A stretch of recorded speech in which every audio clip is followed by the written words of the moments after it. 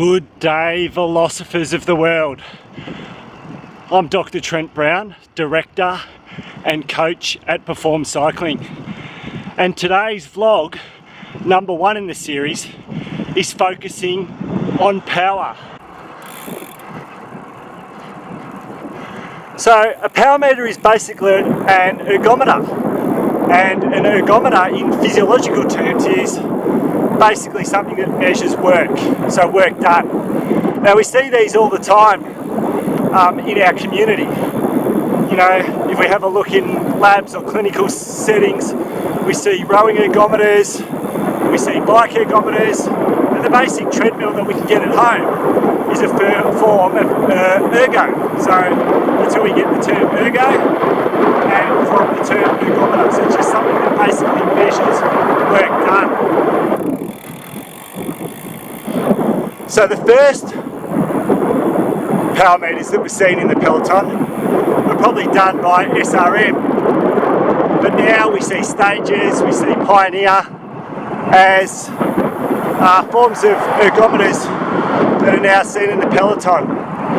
And because of their large numbers of production now, they're becoming much more affordable for, you know, your everyday cyclists such as you and me, to be able to actually get into and use power as part of their program and training. So in the local bunch here on the Mornington Peninsula that I ride with, a number of the guys have just bought power meters and they call it the arms race.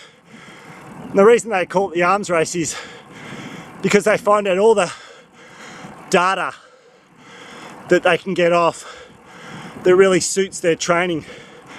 And so if they don't have a power meter, that they're actually missing out on some important information that they need to improve their training.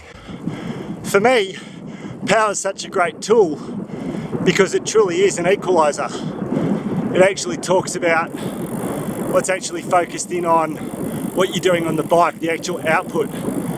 So it's the actual dose. Whereas the stimulus or the response to that dose, it comes in the form of our heart rate monitors. And we know from the last 20 years of science that heart rate monitors are still used and being used effectively, but they don't actually give us the amount of work that we're actually currently doing. It's simply a response to the work that we're actually already doing on the bike. Now, power is simply an expression of work divided by time. Mathematical formula for work is force times distance. So we can plug that into the power equation. So now power equals force times distance divided by time. Now another simple mathematical formula is velocity. Now velocity equals distance divided by time. So we can actually plug that now into the mathematical formula, thus giving us power is work multiplied by velocity. Now, work, in other words, is force. So the amount of force that we apply to the pedals and the time taken, or the cadence that it takes to actually spin the pedal around. Hence, we can actually measure power in watts for every single revolution by the amount of force that we're putting down and the speed that it takes for the pedals to turn over. Now I want to focus in on an aspect of training called the power profile.